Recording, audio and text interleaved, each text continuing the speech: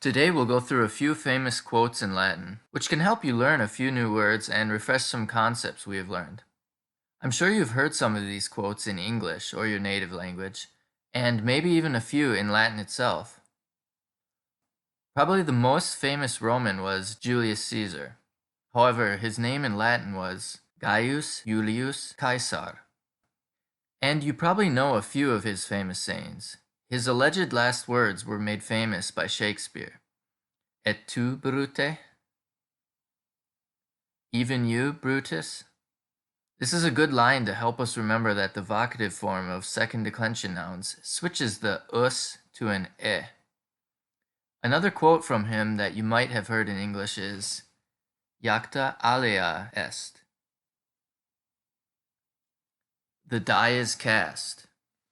He said this meaning that the decision he had just made was irreversible, because he had just entered Italy with an army to begin a civil war which allowed him to become the dictator of Rome in 49 BCE.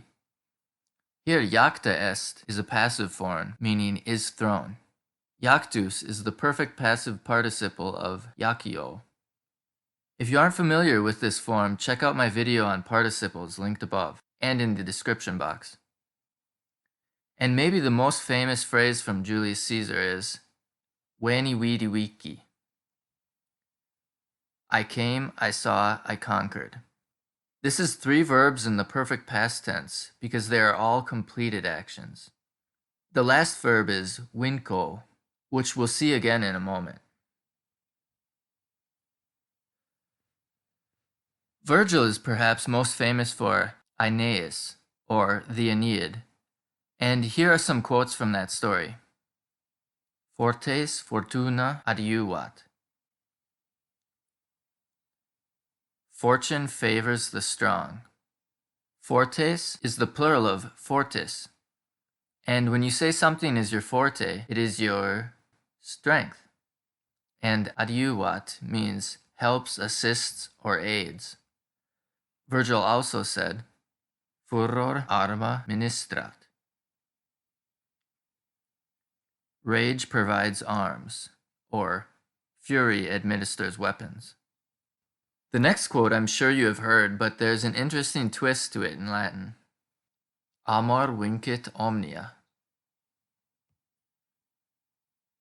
An interesting thing to note is that vincit is actually the third person form of two different verbs, vinco and vincio. The first means to conquer, as we saw in Julius Caesar's quote, and the second means to tie up or chain up. So in a sense, this could mean either love conquers all or love confines all. But this quote continues, Et nos cedamus amori. And let us yield to love. This word cedere has many meanings, but when paired with a noun in the dative, it means to yield to or cede. Here, amori is the dative form of amor. So it's pretty clear that Virgil meant love conquers all. The Romans fought a couple wars over the years, so of course there are a few quotes on war. You've probably heard some version of this quote. Qui desiderat pacem praeparat bellum. Whosoever desires peace should prepare for war. Gaius Terentius Varro was a Roman general and served as the consul of the Roman Republic in 216 BCE and was defeated by Hannibal. The word bellum is a neuter noun meaning war. This gave English the words bellicose and belligerent. Also, this word used to be duellum, if that helps you remember its meaning. And the following is a sentiment shared by many warriors. Dulce et decorum pro patria mori. It's sweet and proper to die for one's fatherland. Quintus Horatius Flaccus, known in English as Horace, was a poet that lived during the time that Rome transformed from a republic to an empire, shortly before the year 0. Mori is another weird verb like loquor, because this is the infinitive form. It does not end in re. So mori means to die. and this is its conjugation. The rest of the quote is practically English, so the translation should make these words' meanings clear. The next quote is a perspicacious insight from Marcus Tullius Cicero, a statesman and philosopher who helped establish the Roman Empire and was also consul. Silent enim leges inter arma. For laws are silent in times of war. Here, silent is a verb, not an adjective. It means is silent, but its meaning is less recognizable in other forms, because the verb is silere. Leges is a third declension noun, so its genitive form is legis, which gave English words like legislation, hence this word means laws. Enim can be used to provide a reason for something, so depending on how poetic it should sound, it can be translated as because or for. Inter can mean both between and during, so inter arma means during war here. And finally, here's a quote from Yoda. Aut non rem temptes, aut perfice. This is actually a quote from the Roman poet Ovid, or Publius Ovidius Naso.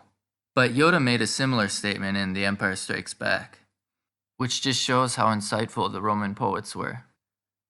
Rem is the accusative form of res, a very generic noun meaning thing, it, affair, issue, object, etc. The word perfice starts out the same as perfect and perform and has both these meanings. And this verb is perficere, so perfice is what form? The imperative or command form. And temptes comes from the verb temptare, so it is what form? The subjunctive, because it's referring to a hypothetical or anticipated action. And this repetition of ought was carried over into most of the Romance languages, and used sometimes by Shakespeare. Or you do not try, or you succeed. Ought is also an exclusive or, so this is usually translated as either you do not try, or you succeed. An exclusive or means it's one or the other, not one or maybe both. So altogether this means you will either not try or do it.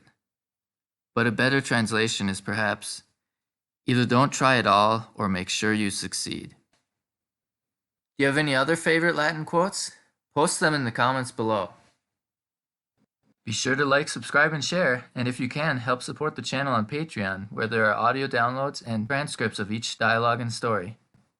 Gratias!